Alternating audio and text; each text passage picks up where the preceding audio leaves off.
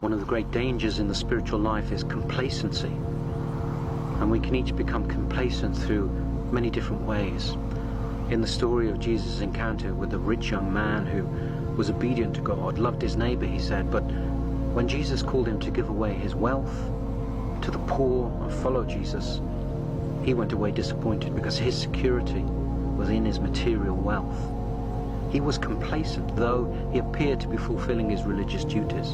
In his heart, his security was coming from elsewhere. And for each of us, there is a danger of complacency, maybe in wealth or achievement or status, even in relationships. This is why many people enter the monastic life, because stripped of these things, they stand naked before God.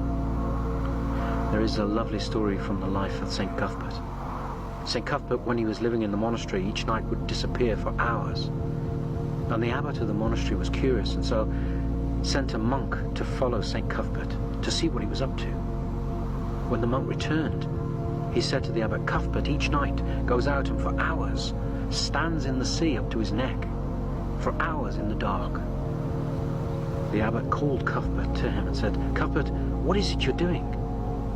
And St. Cuthbert said to him, I stand there on the very verge of drowning, on the verge of losing my life. And at that moment, when I know no one or no thing can save me but God, my heart is a desperate plea, a desperate cry to him. And it is then that I truly pray. For most Christians, there is a longing to know God, a longing to be closer, more intimate with God, to have a more intimate relationship with God himself.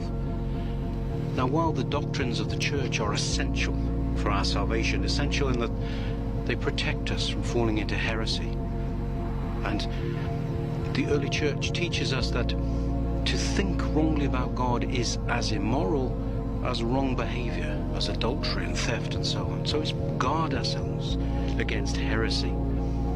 But we cannot know God through the intellect, through the rational mind, and we cannot know God through the five senses. We must repent, we must live a life that draws us closer to him, but ultimately we only know God in prayer, through prayer.